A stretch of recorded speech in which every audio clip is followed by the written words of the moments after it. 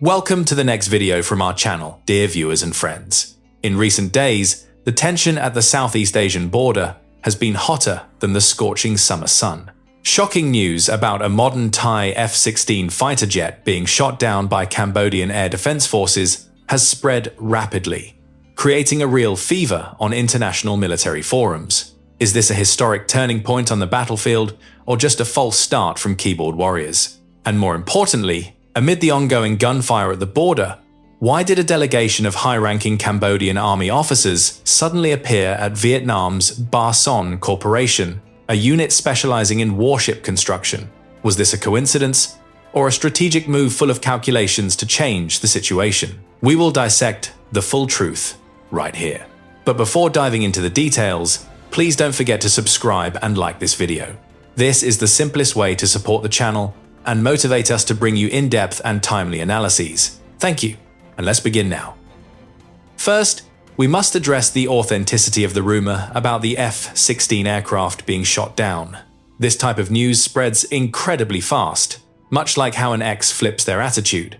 However, it originates from unverified sources, alleging that Cambodian air defense units achieved a resounding victory. For those who love dramatic action movies, this sounds thrilling and exciting, but immediately, Thailand jumped in to refute it. Mr. Surasan Siri, the spokesperson for the Thai Ministry of Defense, urgently issued a correction. He urged the public to stay calm because no aircraft had been shot down at all. Thailand's F-16 jets were still performing normal flight missions, with none crashing to the ground. Thailand firmly asserted that this was entirely fake news, spread solely to cause public panic. Mr. Surasan Siri further emphasized that these baseless rumors did not reflect any aspect of the actual situation on the battlefield, nor the real combat capabilities of the involved parties. It seems the implication in this official's words was to remind everyone that Cambodian air defense is still far from capable of easily shooting down Thailand's modern jets. Thai authorities even sharply criticized the rumors, claiming they originated from a foreign individual living in Cambodia with the intent to incite hatred. Thailand stated that it was only taking necessary actions to protect its sovereignty and territorial integrity, without any intention to invade or seize anyone's land. Listening to these friendly, law-abiding declarations that sound like a beauty pageant contestant's speech, we need to remain level-headed. Because in any war, information is always a sharp weapon. As the saying goes, where there's smoke, there's fire. So why did rumors about the F-16 suddenly appear? The answer lies in another reality. Although no aircraft was shot down, the fact that Thailand's F-16 squadron participated in bombing campaigns in the border area is 100% accurate. If the rumor of a downed jet is fake, then the news of F-16 seconds dropping bombs is completely verified. According to military reports, Thailand deployed F-16 fighters for limited airstrike operations. What were their targets? These attacks directly aimed at weapon depots and logistics centers outside Cambodia's Poi Phet city. The reason Thailand gave sounds reasonable and appealing to the international community. Their intelligence network detected Cambodia stockpiling weapons. Specifically, Cambodia was accused of assembling BM-21 multiple rocket launcher systems. For those who follow military issues, the legendary Soviet-era BM-21 is no stranger, a weapon with terrifying power, capable of turning a large area into rubble with a single salvo. Thailand accused Cambodia of using these BM-21 systems to fire into Thai territory multiple times in the past. Therefore, this time, Thailand decided to strike first for advantage. Upon detecting signs of weapons stockpiling, they immediately sent aircraft to target those depots, believing that letting the opponent fire first would cause heavy losses. Mr. Chris Tamavai, spokesperson for the Thai Air Force, issued a strong statement that their strikes were carefully selected based on verified intelligence to eliminate direct threats. And of course, like the standard script nations use when bombing, Thailand emphasized minimizing unintended damage and committed to no civilian casualties in these attacks. However, real life is never as perfect as media promises. From the opposite side, Cambodia tells a completely different, more tragic story. Cambodian media outlets, specifically Keys, accused Thailand's F-16 seconds of dropping bombs on Phasa Chandan village in the Poi Phet area. The result? Panic among civilians, people fleeing in chaos, even abandoning homes and fields, their only livelihood, to save their lives. The Cambodian government sharply criticized Thailand, calling it hostile aggression and demanding immediate troop withdrawal. In particular, Phoi Phet city leadership strongly protested, questioning whether Thailand had misidentified targets. They asserted that the area is an important economic and trade center where people focus on business and livelihood, not a military base, as Thailand claimed. They asked, how could a weapon depot exist in the middle of a commercial residential area? This is yet another example of the eternal tale in international disputes, where one side says one thing and the other says another. While Thailand insists on the BM-21 depot, Cambodia firmly claims it's a trade center. However, one undeniable harsh reality is that bombs did fall, and the border situation has become extremely tense. Not limited to gunfire and bombs, both sides are engaged in intense verbal battles on the diplomatic front. Thailand accused Cambodia of secretly escalating tensions. Reports from Thailand's Burifa Special Forces indicated Cambodia was covertly reinforcing troops and equipment at hotspots like Ban Nak and Ban Nan. They claimed Cambodia was actively stockpiling war materials and ammunition for a prolonged, bloody conflict. Thailand even accused Cambodia of using artillery and mortars to continuously shell Thai defensive positions along the border. Politically, Thailand's foreign minister stated that his country was not the instigator.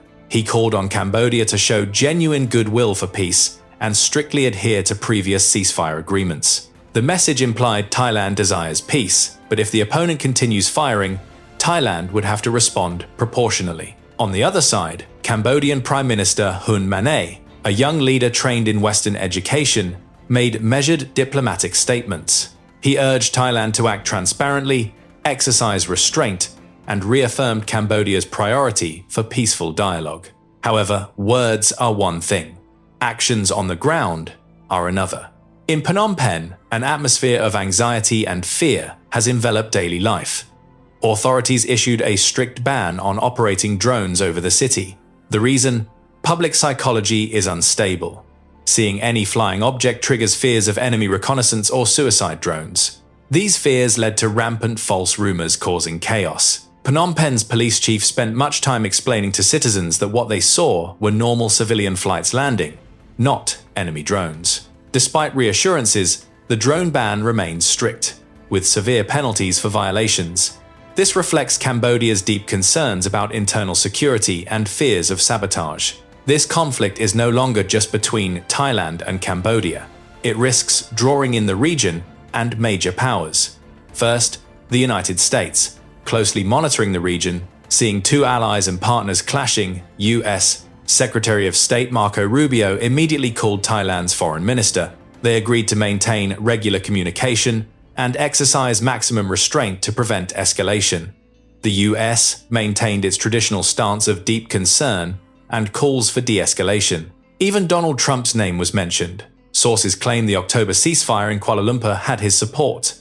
Thus, its breakdown and renewed clashes are like a cold splash on major powers' prestige. When asked if Trump was pressuring Thailand economically, Thailand's prime minister gave vague responses, refusing deeper comment, but admitted the international community is watching closely. Additionally, neighbor Malaysia, set to chair ASEAN in 2025, is busy mediating. Prime Minister Anwar Ibrahim has made calls to both sides and proposed an emergency ASEAN foreign ministers meeting. Malaysia aims to act as a neutral mediator, hoping both sides negotiate for a thorough solution. Prolonged disunity and fighting would damage ASEAN's reputation when Malaysia assumes the chair. While leaders discuss in air-conditioned rooms or argue in media, ordinary people suffer most. Humanitarian damage statistics are alarming.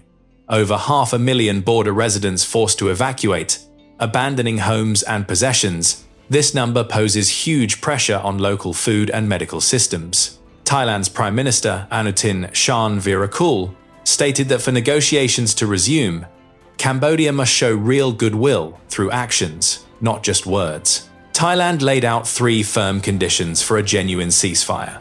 First, Cambodia must publicly declare a ceasefire. Second, it must be seriously implemented, not sporadically. Finally, both sides must cooperate in demining unexploded ordnance and accept proper monitoring mechanisms. Thailand's tough stance stems from frustration over past agreements. They claim Cambodia secretly reinforced during ceasefires for future attacks. Thus, this time, Thailand demands strict monitoring actions, matching words, as trust is low.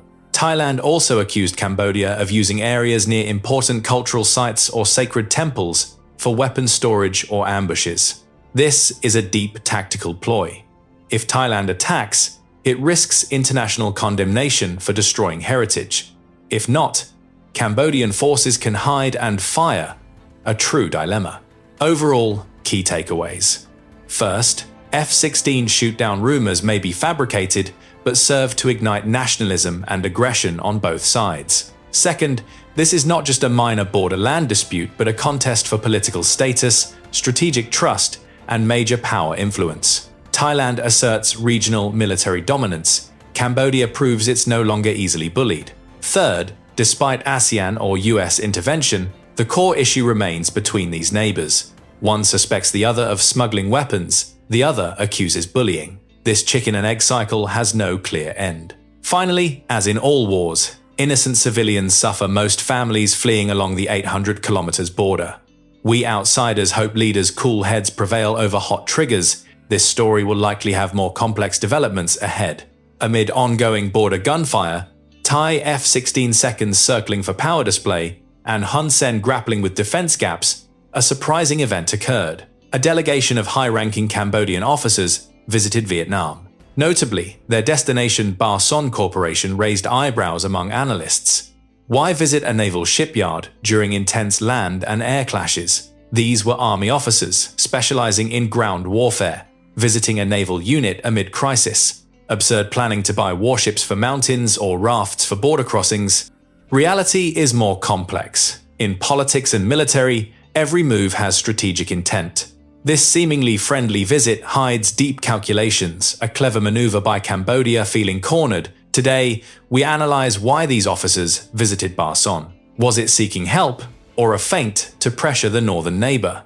First, the apparent absurdity highlights anomalies. Official reports. On December 19, Ba Son Corporation warmly welcomed young Royal Cambodian Army officers, led by Colonel Novet, Deputy Chief of Army Staff. Normally, military diplomacy follows matching branches. Army with army, navy with navy. Here, ground troops visiting a warship and submarine repair facility is like a motorcycle mechanic touring an aircraft factory.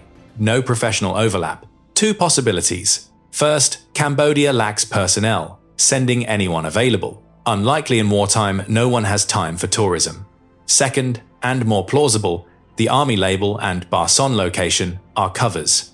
Real purpose differs. Colonel Novet praised Ba Son highly for its rapid development and strong defense enterprise. But realistically, Cambodia has no intent to buy warships budget focused on ammunition for fighting Thailand, no funds for expensive vessels. Thus, dismiss naive thoughts of ship purchases. Instead, likely a disguised SOS signal via young officer exchange.